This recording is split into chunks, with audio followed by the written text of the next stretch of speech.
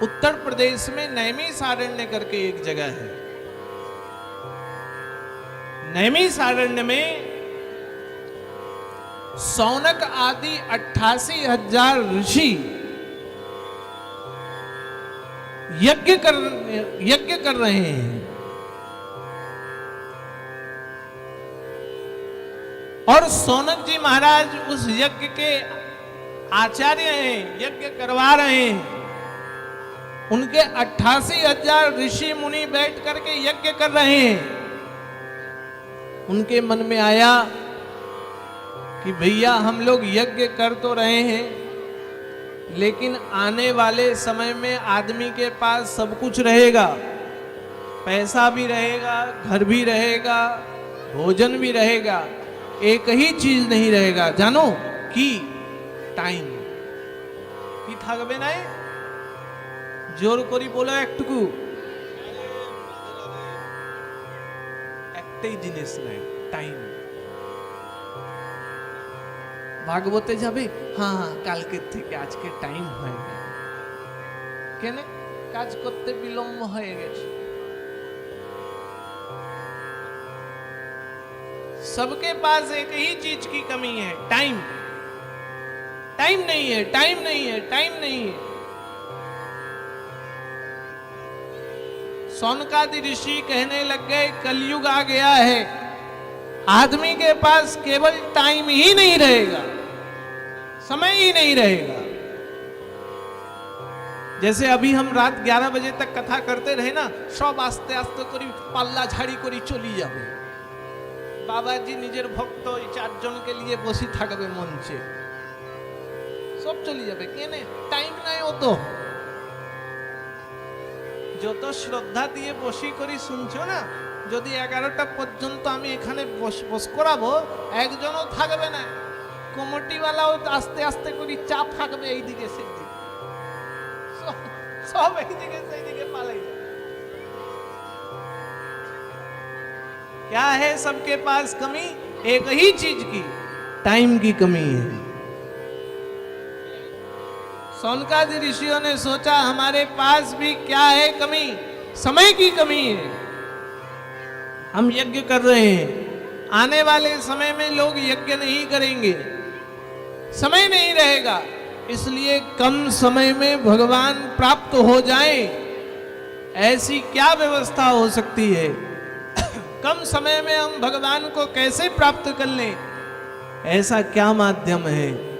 ऐसा जब विचार कर ही रहे थे नैमिषारण्य में, उसी समय श्री सूत जी महाराज का आगमन हो गया। बोलिए सूत जी महाराज की। श्री सूत जी महाराज का आगमन हुआ। जैसे ही सूत जी का महाराज का आगमन हुआ, सौनकादि ऋषि खड़े हो गए। सूत जी महाराज का हाथ जोड़ करके कहने लगे, सूत जी महाराज से सौनकादि ऋषि कहने लगे, श्रेयसाम यद भवे श्रेय पावनानां च पावनम कृष्ण प्राप्ति करम सस्वत साधनानां तद्वदाधुनः। हमको साधन बताइए, कौन सा साधन? कृष्ण प्राप्ति करम सस्वत। আমাকে সাধন বলো, जोन साधने भगवान कृष्ण प्राप्त हुए जाए।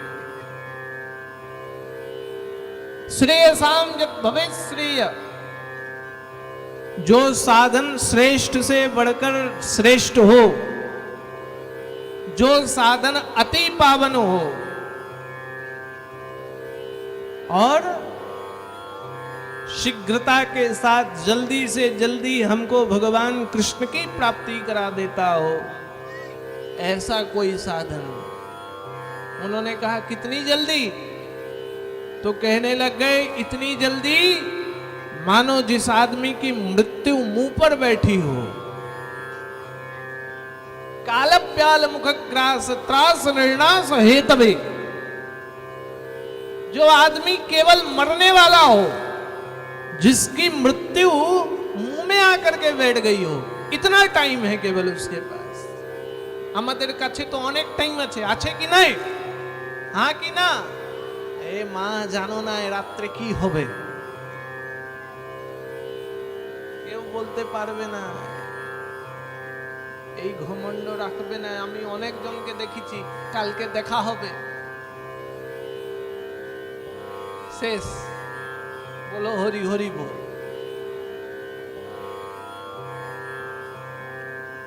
टाइम किसके पास है? किसी के पास नहीं है। सबके मुख में काल बैठा हुआ है, कब वो काल हमारा अंत कर देगा नहीं जानते हैं। इसलिए कालप ब्याल मुखग्रास त्रास निर्णाश है तबे।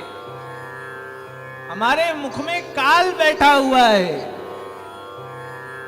ऐसे मनुष्य को क्या करना चाहिए जिसके पास बिल्कुल समय नहीं है और उसको कृष्ण प्राप्ति कर्म शाश्वत भगवान गोविंद प्राप्त हो जाए।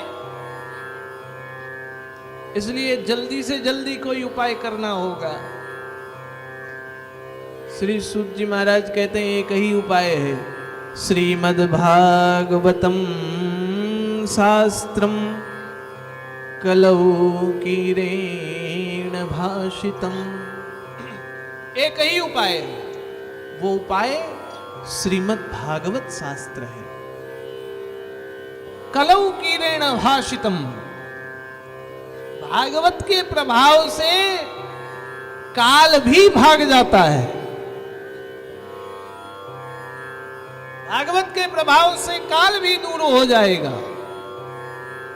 ऐसा बहुत बार हुआ, हम कथा में गए, लोग चिंता में हैं, बाबा जी हमार ठाकुर में आज के जाबे काल के जाबे बहुत बड़ो समस्या, मरी गेले और भागवत सुनते पाबो।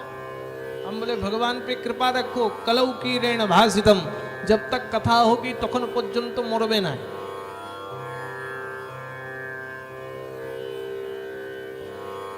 इसलिए तुम लोग 7 दिन नहीं मरोगे यदि भागवत की कथा भगवान में चित्त लगा करके सुनोगे। और यदि चित्त এইদিকে সেইদিকে যাবে तो आमियो गारंटी लीते, लेकिन आपका चित्त गोविंद में रहेगा तो ये गारंटी के साथ कह सकते हैं कि 7 दिन तो मरबे ना। तार परे आमी की ठेकाली राखीছি চাকুলিয়ার লোকগুলা, 7 দিনের ठेका। लेकिन शर्त एक ही है, चित्त गोविंद में लगाना होगा, चित्त भगवान में लगाना होगा। और यदि चित्त भगवान में लगा रहेगा तो कलौकीरेण भाषितम श्रीमद् भागवतम शास्त्रम, ये भागवत की कथा काल को भी दूर हटा देती है, ऐसी है ये कथा।